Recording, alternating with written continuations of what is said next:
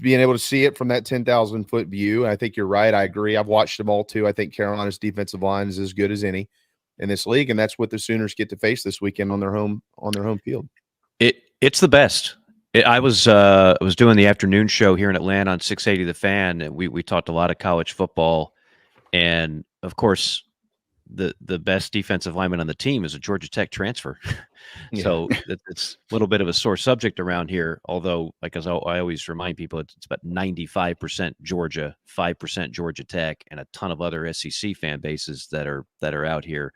But no, it's the best D line. It's not on par with the other good ones. It's 100% the best defensive line in this league. Alabama's not a good defensive team. Georgia right now is not a good defensive team.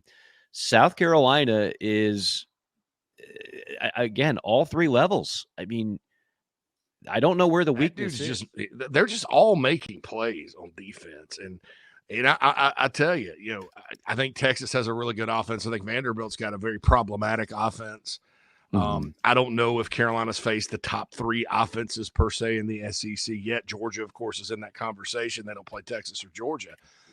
But South Carolina's played three of the best offenses in the league, which means they're three of the best offenses in the country so far and held their own in all three of them. So, and really, Saturday was the best performance because I think Alabama is up there with everybody else. And Alabama's I mean, Kalen DeBoer and those guys are real good coaches, and South Carolina got the best of them for the most part. That was unrealistic to think they're going to shut them out because they got playmakers and they made plays when they had to and won the game. But you can't say enough about the defensive performance on Saturday. I mean, the defense alone scored 5 points in like 30 seconds.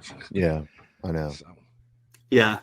I can't disagree with you at all. I think, the Kyle Kennard stuff, oh my gosh, he is just a man on a mission. Yeah. One of the most fun defensive players I've seen play at South Carolina.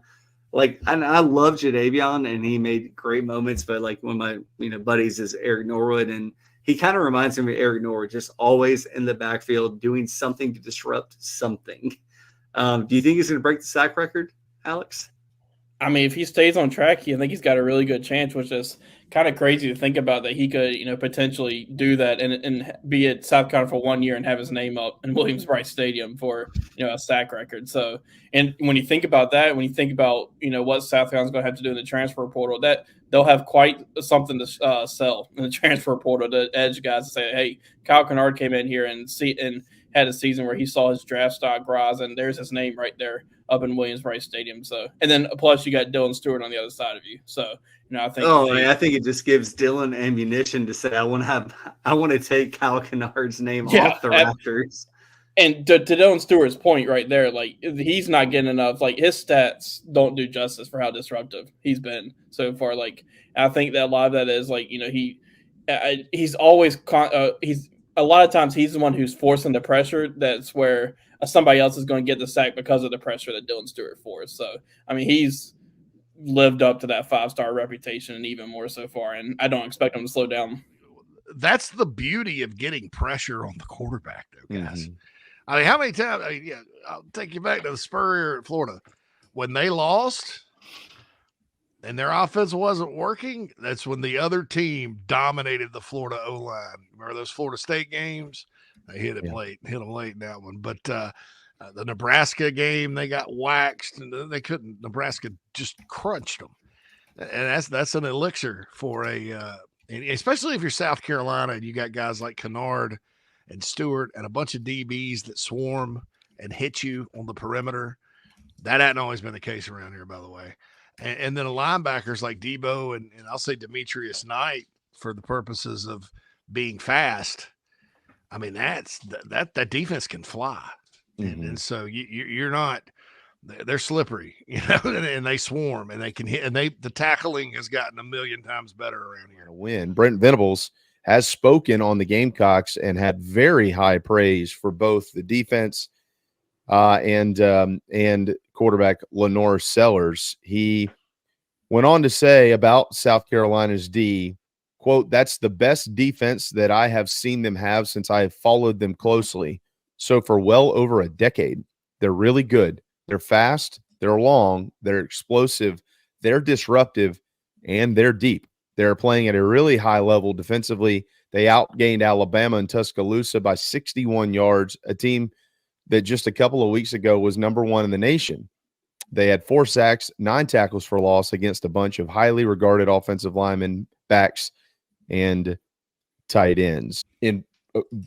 Or the major part, maybe the focal point of what Brent Venables is discussing here is Kyle Kennard. And today, ESPN released their top 25 players in the country at the mid-season mark, and they've got Kyle Kennard at number 14, the highest-ranked edge rusher in college football.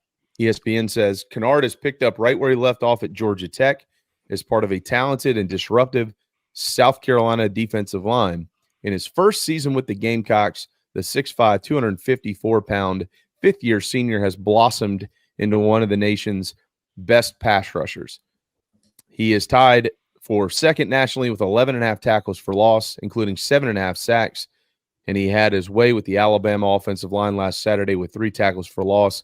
Kennard has the SEC's second highest grade as an edge rusher, and he has also forced 2 fumbles. And that comes from a guy who knows a little bit about football. That's Chris Lowe. So high praise there from Brent Venables, guys. And, Brent's one of the sharpest defensive minds out there. And he has certainly taken note. I'll be interested to – look, our talking point this week is Carolina's defense versus Oklahoma's offense. You feel like the Gamecocks have a major advantage. The question is on the other side. Carolina's defensive line, and I'm not saying this because it's this show, it's the best in the league. I've seen everybody play. It is the absolute best in the league, and I don't think the secondary gets enough credit. That is an outstanding Carolina secondary. It really is. So they're good at all 3 levels, which very few defenses can say. I couldn't agree more.